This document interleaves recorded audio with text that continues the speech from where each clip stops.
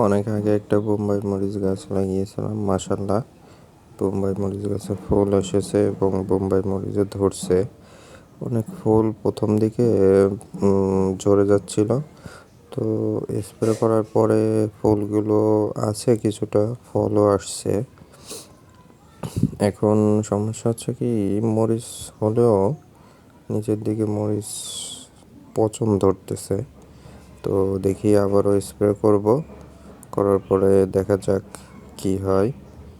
তো ভালোই মাশাল্লাহ মরিচ ধরছে অনেক। এই মরিচ কিন্তু খেতেও অনেক ঝাল এবং মরিচের ঘ্রাণটা হচ্ছে সব থেকে ভালো একটা ঘ্রাণ।